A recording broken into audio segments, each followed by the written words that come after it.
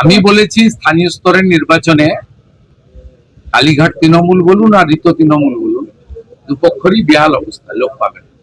আমি নন্দীগ্রাম নিয়ে কিছু বলিনি। নন্দীগ্রাম নিয়ে কি আপনাদের কিছু দ্বিধাদ্বন্দ্ব আছে?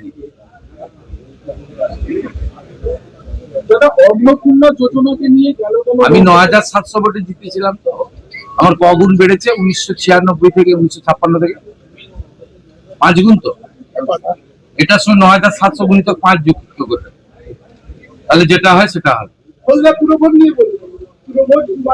আরে এখানে এগুলো নিয়ে কেন চর্চা করছেন আপনারা? এই জেলাতে এগুলো নিয়ে কেউ চর্চা করে নাকি? 2019-এ 37%, 21-এ 44%, 24-এ পার্টি ক্ষমতায় ছিল না, 49, এবারে 56% ভোট পেয়েছে।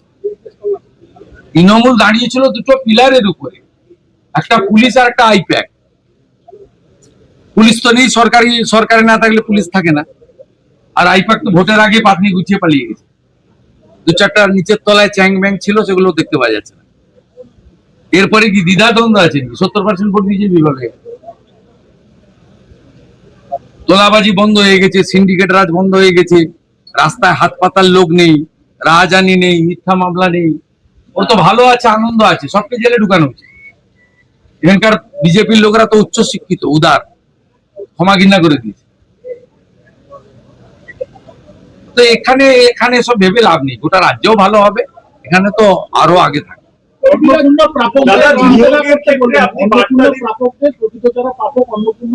ভিতরে কি বলেছে আপনাকে বলবো? কাউকে চিন্তা করার কোনো কারণ নেই। 500 টাকা লক্ষ্মী ভান্ডার দিতে গিয়ে 9 মাস লাগিয়ে দিয়েছে। 1,20,00,000 লোককে তো 1.5 মাসে দিয়ে দিয়েছে। বাকি যারা যোগ্য তারা পাবেন, অযোগ্য থাকলে বেরিয়ে যাবেন। ভেরিফিকেশন 30-8 অব্দি চলবে। প্রত্যেকটা বিধানসভায় গড়ে 35 থেকে 40,000 মহিলারা পেয়েছেন, তারা আমাদের ধন্যবাদ দিচ্ছেন। মোদীজির নামে জয়ধ্বনি হচ্ছে। বাকি যদি প্রয়োজন হয় আরো 2,000, 5,000, 7,000 প্রকৃত প্রাপক থেকে থাকেন, পাবেন, নিয়মের মধ্যে পাবেন, নিয়মের মধ্যে পাবেন। সরকারি অর্থনৈতিক স্কিমের প্রত্যেকটা জিনিসের নিয়ম থাকে। আপনার যদি জল জমি না থাকলে আপনি পিএম কিষাণ পাবেন না। আপনি যদি বলেন আমাকে পিএম কিষাণ দিতে হবে, প্রত্যেকটা জিনিসের নিয়ম থাকে। বিশ্বকর্মা যোজনা পেতে গেলে হাতের কাজ জানতে হয়। প্রত্যেকটা স্কিমের একটা নিয়ম রয়েছে। আয়ুষ্মান ভারত 70 বছর পেরিয়ে গেলে সবাই পাবে। বাকিরা যারা এলিজিবল পাবেন, প্রায় 70% লোক কভার হয়ে যাচ্ছে। বাকি যে 30% কভার হচ্ছে না, তাদের জন্য মুখ্যমন্ত্রী স্বাস্থ্য বীমা চালু হবে, একই সঙ্গে চালু হবে। 16ই আগস্ট সরকারের 100 দিন পূরণ হবে। 16ই আগস্ট ভয়ঙ্কর দিন কলকাতার ক্ষেত্রে। সুরাবর্দির নেতৃত্বে দ্য গ্রেট ক্যালকাটা কিলিং হয়েছিল। আর সেই দিনটা তৃণমূল কংগ্রেস আগের সরকার খেলা হবে দিবস পালন করত। আমাদের সরকার সিদ্ধান্ত নিয়েছে ওই দিন আয়ুষ্মান দিবস হিসেবে পালন করা হবে।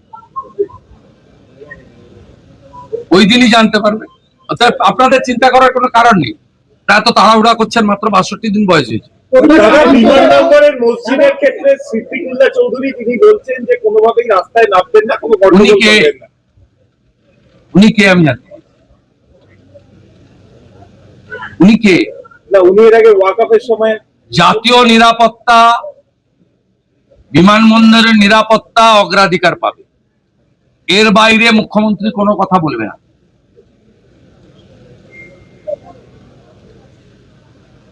উনি খুব নরম নরম কথা বলেছেন। এইটাই সরকার। অন্য সরকার হলে ধমকাতো, যেমন রেজিনগরের লোকটা ধমকাতো, এখন আর ধমকায় না। আগের সরকার থাকতো ধমকাতো যে আমাদের ভোটে সরকার করেছি। এখন নরম নরম কথা বলছেন। জাতীয় সুরক্ষা এবং বিমানবন্দরের নিরাপত্তা আগে দেখতে হবে। এই বিমানবন্দরের লোকেশন খুব গুরুত্বপূর্ণ নিরাপত্তার ক্ষেত্রে। চীন, বাংলাদেশ সব কাছে, আন্তর্জাতিক বিমানবন্দর। এইখানে এইভাবে খুলে রাখা যায় না। বাকি ঠিক আছে, আমরা তো ধর্ম পালনে কাউকে বাধা দিইনি। ওরা তো বলেছিল যে বিজেপি এলে মুসলমানদের তাড়িয়ে দেবে, নামাজ পড়তে পারবে না। তা বকরি ঈদও করেছেন, পশু হত্যা আইন মেনে করেছেন, অসুবিধা নেই। মহরমেও বেরিয়েছিলেন অস্ত্র বাড়িতে রেখে, কোনো অসুবিধা নেই।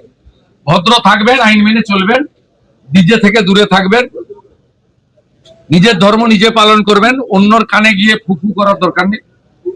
সব ঠিক চলবে, সুন্দর চলবে। আর বন্দে মাতরমটা গাইতে হবে, ঠোঁট না নাড়ালে হবে না, আমরা লক্ষ্য রাখছি। এই ব্যাপারে ফুল ভিডিও দেওয়া আছে আমাদের চ্যানেলে, দেখে নিন। আমি হুমায়রা কুরেশি। দয়া করে আমাকে একটু সাপোর্ট করুন, সাবস্ক্রাইব করুন, লাইক, কমেন্ট, শেয়ার করুন। ফেসবুক থেকে দেখলে ফলো করুন। ধন্যবাদ।